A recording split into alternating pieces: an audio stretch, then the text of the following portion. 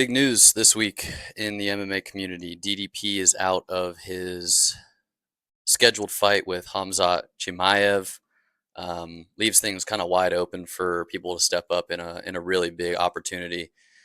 I think the number one kind of fighter in the forefront right now is definitely Caio Borraio, or however the hell you say his name. Um, he pretty much started calling for the fight as soon as the news broke that DDP was out. But there's some drama. These two have some background. They've trained together, Hamzat and Kaio. Kaio's on a tear. Hamzat's on a tear. It would obviously be a really fun fight, but Hamzat has been kind of active the last couple days on Twitter, starting the mind games early. I'm sure that this is going to be the fight that happens. I mean,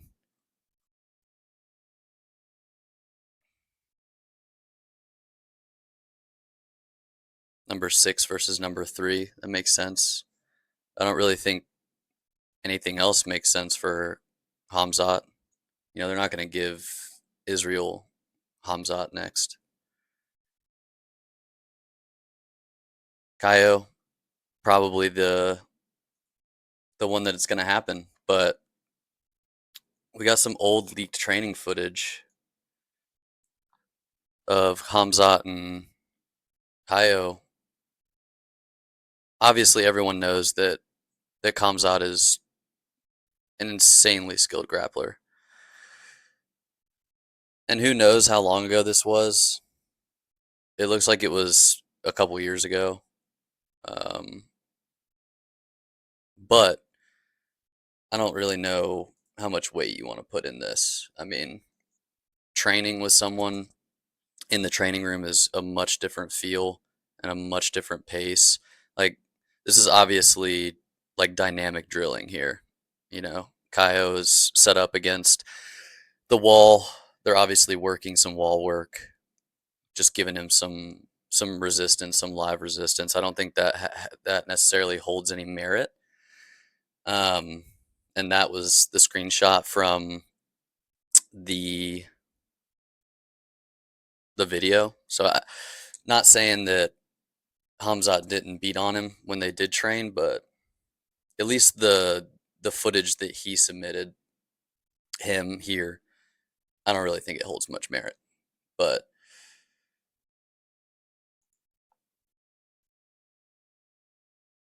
Drakus obviously has a point here.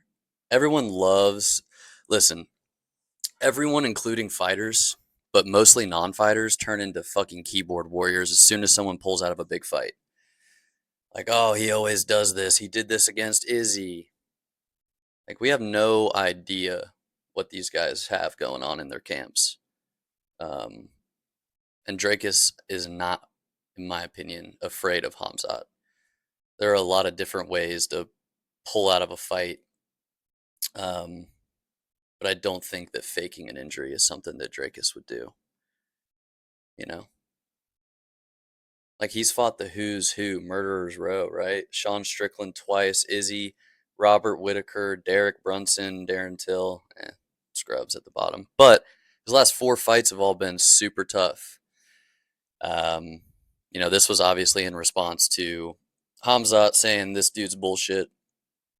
And it's true. I mean, Hamzat's pulled out of 3 fights since he's been in the UFC. And I don't remember the last time Drakus did, honestly.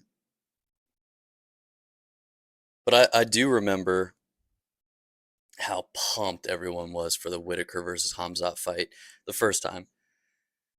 And it gets canceled. He's either got visa issues or he had that health scare in like 2021 or 2022 where he said he was done fighting forever, and he had, a bad staph infection. So he pulled out of quite a few fights in his first handful of UFC fights. So I don't know who this guy is calling bullshit, but I don't think Drickus is the one. He's obviously got a pretty gnarly injury if he's pulling out of a fight.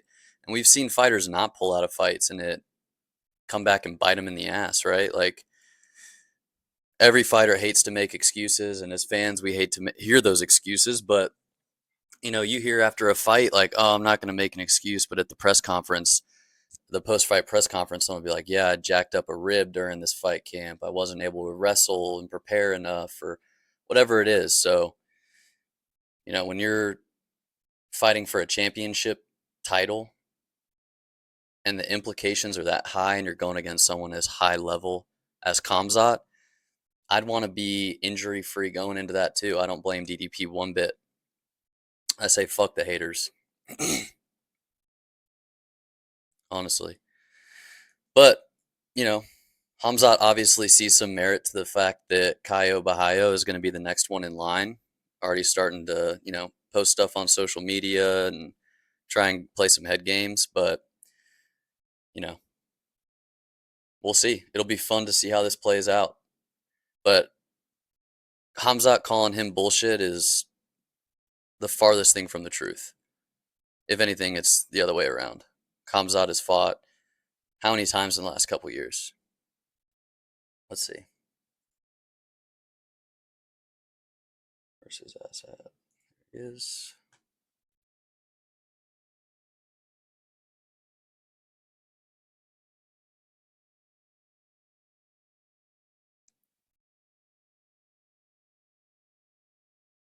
not very active. Like obviously everyone he's beat other than Gerald Mershart is uh is legit. The Leech, tough fight every time. Gilbert Burns, Kevin Holland, Usman, Whitaker. So I mean, like his strength and schedule is obviously very good, but he's only fought 3 times in the last 3 years, going on 3 years.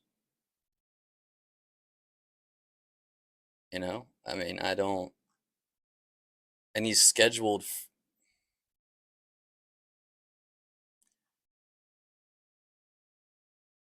Like, how are you gonna call Drakus bullshit?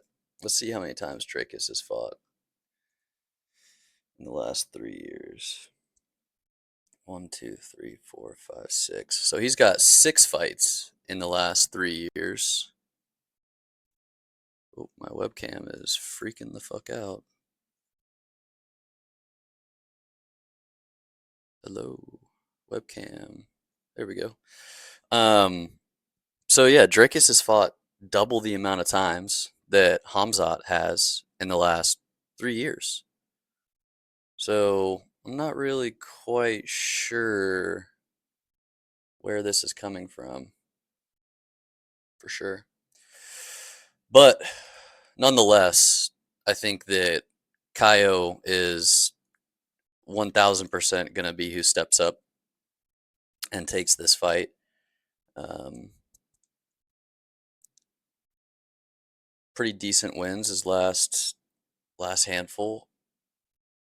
Abus or Abbas, however you say his first name, Magomedov, Paul Craig, and Jared Cannonier. So I don't think he's lost in the UFC yet. Yeah, he hasn't. Armin Petrosian, Olin Jacek. And Olin Jacek is a bad motherfucker. So yeah, I think that's the fight that makes sense. I think it's shitty that DDP had to pull out, but luckily the UFC has no shortage of murderers in the top 10 that can step up. So we'll see. It'll be cool. Speaking of fighters that fight injured, so not 100% sure how recent this photo is. Um, some people in the comments were saying that this was an old photo and that he doesn't wear braids when he's in fight week. And this same guy that posted that video posted this, and Suga's got braids playing with him the same day. Um, and he's saying his foot's wrapped. I don't know. I don't really know. Coach Timbo said he stubbed his toe. I've never stubbed my toe and needed crutches. Obviously, Suga's a couple months out of his labrum hip surgery, so hoping that he didn't fuck something up and his fight he's gonna have to pull out. But I've never seen anybody have to be on crutches if they stub their toe, unless they. I mean, that would have had to been a hell of a stub toe. And I don't like gossiping and not and talking about shit if I don't know if it's accurate or not. But I was just scrolling today, and that this just came across the feed, and it's like, well, you know, is there merit to it? Hopefully not. Hopefully it's either an old video or it is a stub toe, and Suga's just really nursing it. But I thought it was very interesting. Um, I don't know, but I'll tell you what, no one saw coming is my man Ahmed. Let's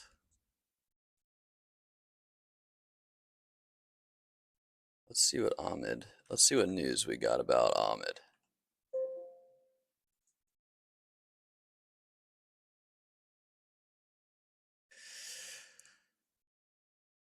Obviously, fucking, he should be buried under a jail. Um,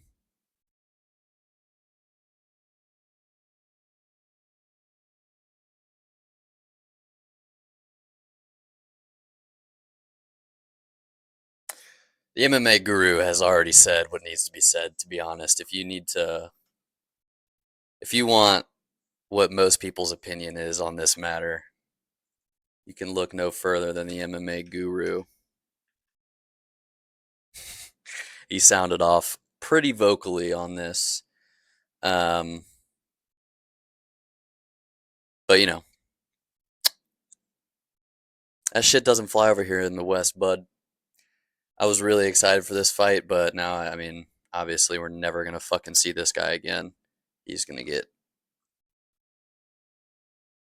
either sent back to Afghanistan or held here in prison. Who knows? But exciting fight falls through.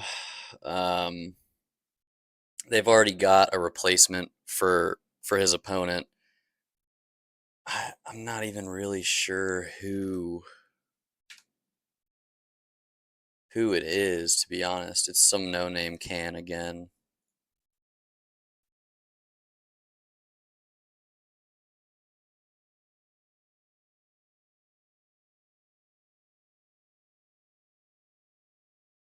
Evan Elder. Oh, Gage Young, I think, is who they're filling in Ahmed with.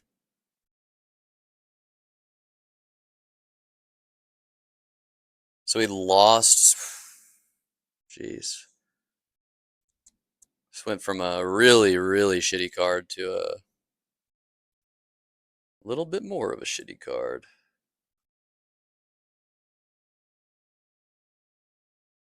Oh, now this is the first fight of the night. So they moved the. All right, so they moved the women's fight from the first fight of the card to the second.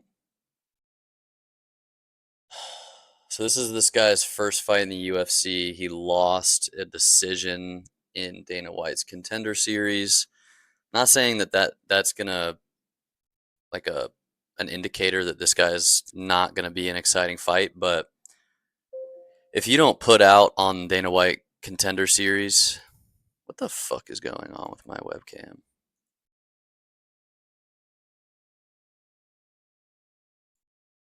So confused. Either way, we move on. Uh, if you don't bring it during your Dana White Contender Series fight, where else are you gonna bring it? Like, the stakes could not be higher than a Dana White Contender Series fight. the highest I think that they could be outside of a title fight. It's there's no doubt about it. I mean, you're fighting for what you have been working for your entire life as an MMA fighter. And if you can't pull the trigger that night, then I'm not sure how you're going to fare in your UFC debut. Um, but we'll see. We already recapped this fight card, so we're not gonna go over the fight card anymore than that. But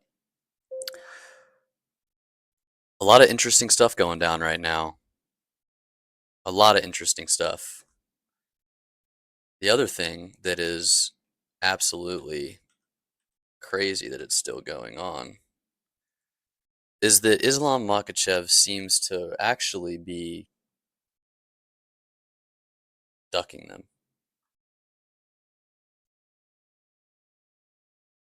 And that's how I feel. That's a pretty accurate representation of how people are looking at this situation. It's like you claim that you're fighting for legacy, right? Wouldn't legacy just be literally defending your title to whoever challenges you for it? Who cares if it's someone coming up from the featherweight division and fighting up? Obviously, you can take one look at Topuria and say, that guy didn't fucking belong at 145. He's a 155er. It's no different than what just happened here. It's no different than Islam. It's like Islam should be fighting not at lightweight. He should be fighting at probably 170. But he's doing the same thing that Ilya Topuria just did so that he could win the title. It's extremely hypocritical, and it is very clear to me that Islam is ducking Ilya. Because again, if you're worried about legacy, legacy is defending your title and beating the brakes off of everyone that challenges you. Not saying, oh, you're not gonna fit the criteria of my legacy, and you're a 145er. If I beat you, what does it do for me? It's like, well, he's the best 145er on the planet right now. First one to ever finish Max Holloway. Had multiple high level finishes in his last few fights. And you're saying that doesn't. He knocked out the former GOAT in the featherweight division, Alex Volkanovski. Then turns around and dismantles Holloway like we've never seen before and finishes him. He obviously had a resume before those two, but Islam is not coming off as like confident, and I don't think anybody thinks he is. And you got Charles, and not to mention you got Charles Oliveira that's saying I'm waiting.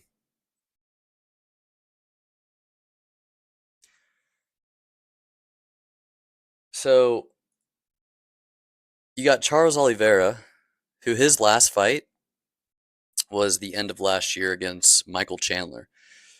So you're telling me that if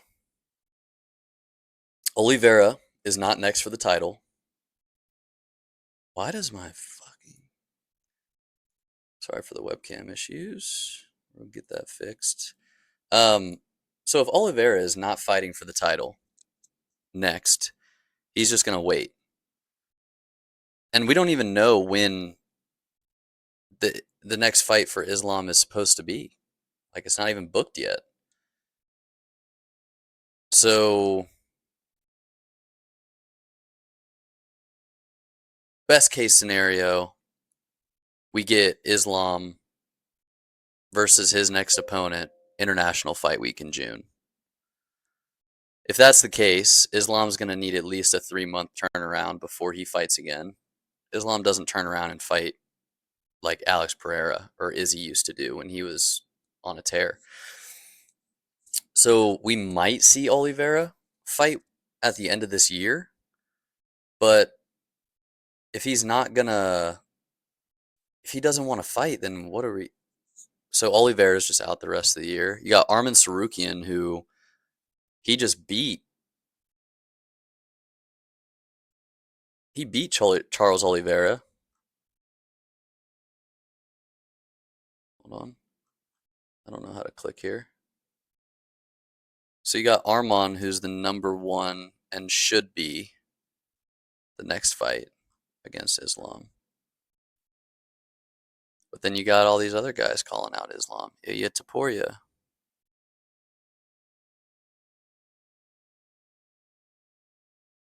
It's weird.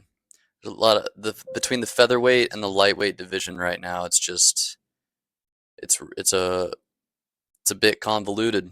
There's a lot of what can happen and a lot of fights that could potentially make sense, but there's a lot of guys calling for the title in both these divisions. You got Oliveira, you got Sarukian. Oh. And then in the featherweight division, you got Ilya, who shouldn't even be ranked anymore, but you got Ilya calling for a lightweight shot on top of Arman and Charles. So you got three guys calling for the title at lightweight. And then you got Yair, Movzar, Lerone, Gene Silva. You got multiple guys in the featherweight division calling for a fight against Volkanovski. So a lot of people are talking right now, and there's not a lot of fights getting booked. So that makes me really curious as to what the UFC is going to do to straighten out the featherweight and the lightweight division, because right now they're just an absolute shit show. It's like watching an episode of Real Housewives. Everybody's talking and no one wants to fight each other. Everyone just wants to fight for the title. It's honestly kind of annoying, because we're not getting any of these big fights booked. We're just not. We're not. In other news, yeah, Sugar Sean might have been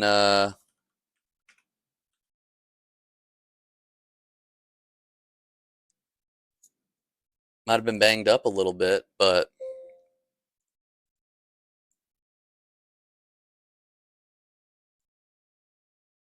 my webcam is just not cooperating today, and I don't know why. All right. So Sean might be, nursing a stub toe or whatever, but he did recently get some training in with the GOAT, which is dope. They obviously, I'm sure they learned a ton from each other and got some good work in. But, I mean, as much as I love to see that he's fighting or training with Izzy, when he's got a fight scheduled against Marab, it just makes me question and hope. I hope, because I'm a big fan of Suga. I am. My webcam just is not want to work at all right now. But I'm a big fan of Suga. I really am. I just hope that he is. I hope that he's training how he should for Marab. I hope that he's wrestling. I hope that he's taking it seriously. I think him having his labrum hip surgery was good, and he's actually. I think I heard Tim Welch talking about how happy he is with the level and the amount of wrestling that they've been able to do, and the intensity of wrestling they've been able to train at since his full return to training. Um, so it sounds like they're wrestling. So hopeful, but really cool nonetheless to see, Izzy and Sean, two of the most dynamic and just fun strikers to watch in the UFC, getting to train, bounce some ideas off each other. Um, Super cool, super cool. But ladies and gentlemen, we have some patchy waters in the featherweight and lightweight division right now. A lot of moving pieces, a lot of shit going on. It's going to be interesting to see how all this shakes out. Is Charles Oliveira going to fight this year? Is Arman Sarukian going to be the first one to get a crack at Islam? Or is someone else going to jump the line? Is Ilya going to jump the line? And are we going to get a super fight of Islam versus Ilya?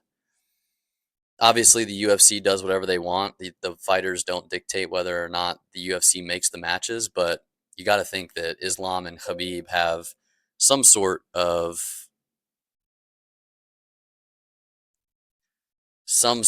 pull within the UFC with how their relationship with Dana is. So I hope that their relationship doesn't trump the fight that actually makes sense and needs to happen, which is Arman Sarukian fighting for the title next. But wouldn't be the first time that the UFC gave someone Dana White privilege and made a fight that didn't quite make sense. So we will see how all this shakes out. Sorry that my webcam was so finicky this video. I'll make sure to have it fixed by the next one, but appreciate you stopping by. We'll catch you on the next one. Peace.